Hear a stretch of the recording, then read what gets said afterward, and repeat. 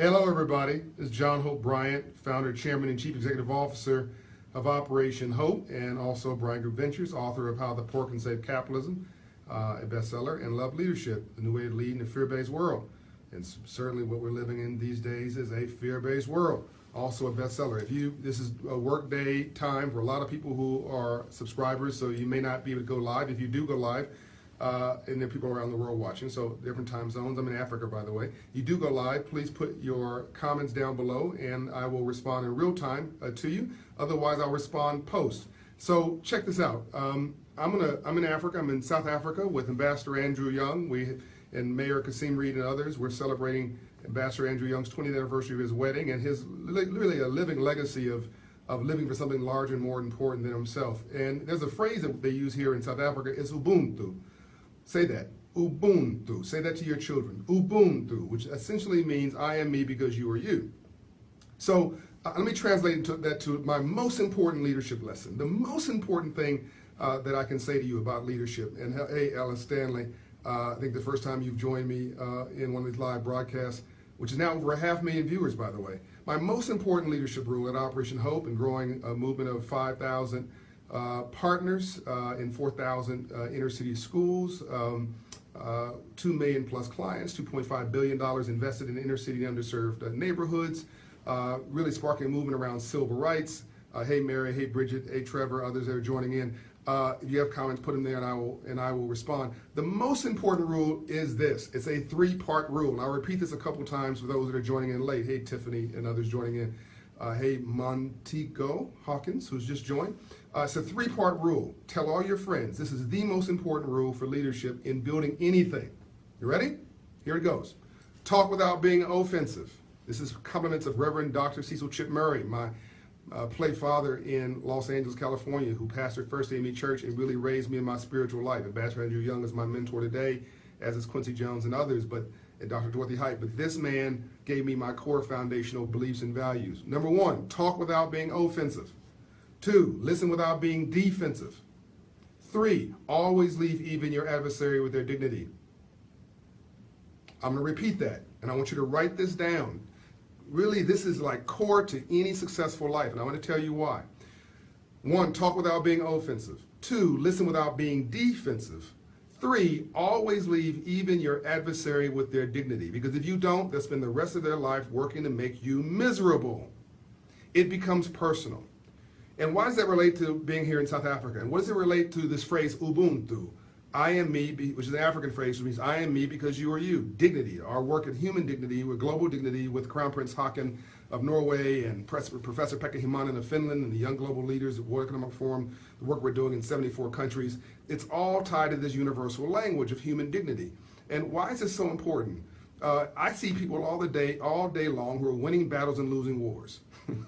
They are winning battles and they're losing wars. They're stepping not over mess, they're stepping in it. And they're doing it proudly. Can you believe this? They're doing this with like gusto. That's why I keep saying no decision you make emotionally is going to be a good decision. Fine, have emotions, have passions, but don't make a decision with emotions. Anger's not a strategy. Don't make a decision with anger. So talk without being offensive. What does that mean? That means you can say you screwed up without saying you're a screw up. You can say you blew it without saying you're a bonehead and you have no value. You can disagree without being disagreeable. It's so important to talk without being offensive. You can make your own case without destroying somebody else's. You can be right and they can be right too in their own context. But in order to do that, you've got to be comfortable in your own skin. It's another video I'm going to do just on my most important asset, by the way. I think it's just being reasonably comfortable in your own skin. I would suggest that is a journey that you must take. But talk without being offensive. And so many people in power feel like they need to bludgeon somebody into submission. They got to be right and they got to make you wrong. Well, you just won the battle and you've lost the war. That person now is your enemy. And you can stack them up over time. I'll get back to that. So talk without being offensive. 2, listen without being defensive. I mean, think about the conversations you're having with people who they're not conversations, they're monologues, right? People are like, don't bother me with the facts, I've already made up my mind. So you're talking to somebody and they've already decided what the decision is, right? Or worse, they're listening defensively. They are already in your face. They're already, but no, and you haven't even finished the sentence. Well, let me tell you this. Let me tell you that. No, God gave you 2 ears and 1 mouth, so you listen twice as much as you talk. So just get your head around. Maybe there's something that somebody's going to say that has value in your life. Phone's ringing. I'm going to turn that off. See, tell this is live video, right? So there's something that even if somebody you disagree with, you violently, passionately disagree with what somebody is saying, but there may be a small dose of wisdom in that statement, but you will miss it if you are busy being defensive. Talk without being offensive. Listen without being defensive. And if you don't think the other person can understand and relate to your energy, you don't think they can feel you, because we're not human beings having a spiritual experience. We're spiritual beings having a human experience. Life's all about energy, right? You don't think the person can feel that tension in you, and the fact that you've all bucked up, then you're playing games. But this is the most important thing. Always leave even your adversary with their dignity. So let's assume you're right. Let's assume that you're completely right about something. And let's assume that you've talked without being offensive, you listened without being defensive, you got that right. But at the end of the day, you were right and they were wrong, and you made them pay for it. You reminded them, you pounded them, you publicly disrespected them, you de-dignified them, you made them look bad, you humiliated them in public. Needlessly, by the way, needlessly, you have now destroyed everything. In fact, you created a mortal enemy in the world. And this is basically Israel and Palestine. I mean, this is a much deeper conversation, but essentially this is a family feud, right? This goes back to Abraham, where he had one child from mainstream and one child from basically the darker side of the house, the Islam and the Arab side of the house, and the Arabs got kicked out of the house, and that family's been upset by being de-dignified by theoretically the other side of the house, right? That's not what happened, but that's how they felt, right? And now you've had, I'm going to hit you, you're going to hit me back. But this is I'm going to hit you and hit you back in that part of the world for over 2,500 years. And where has it got us, right? So you don't put, to quote my friend Rod McGrew, you don't put fire on fire to create an inferno. You put water on fire at most and create steam, right? In order to have tension, in order to have an argument, you have to have two people who are engaging in that discussion. As Reverend Murray would always told me, it's not what people call you, it's what you answer to that's important. And never answer out of your name. And to argue with a fool proves there are two. So look, if you know who you are and you're good with yourself, when you got the power, you don't need to use it.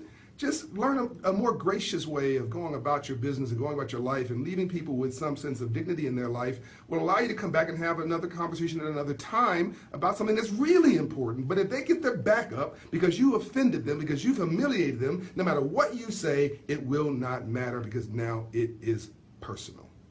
And how much good in the world has been lost? How much ability to eradicate poverty or change the world has been lost because we have decided to make somebody our mortal enemy and to humiliate them. So I'm at 8 minutes, 25 seconds. I'm going to look at some of the questions. I'm going to start to wrap this up. I see Rosalie has joined. Sheila has joined. Jimmy Stevens has joined, says so true. Rakita, Joel Black has joined. Good morning. Keep it up. Thank you. Tiffany, yes, yes, yes. Irish, good morning. Maria has joined, et cetera, et cetera. A long group of people who have joined this conversation. I hope you found this useful and helpful. 3 rules for leadership. Talk without being offensive. Listen without being defensive. And always leave even your adversary with their dignity, because if you don't, they'll spend the rest of their life working to make you miserable. This is one of the lessons in my book, Love Leadership, The New Way of Leading the Fear-Based World. It's also how I lead and grow my organizations. And one of the things that Ambassador Young does better than anything, the one thing he taught me, by the way, more than anything, is laugh at everything. Everything's funny. Take life seriously, never take yourself too seriously. Okay, that's enough for today. If you have questions or comments, things you want me to respond to, put them in the comments. I'll respond to them later. Thanks for giving this series over 500,000 views today. We're going to get it to 1 million and then spark a movement around civil rights and empowerment for all. The next movement is going to be not in the streets. It'll be in the suites. It's going to be digital. It will be broadcast. Peace out. I'm going to do one more video for the day. Peace and light. Take care.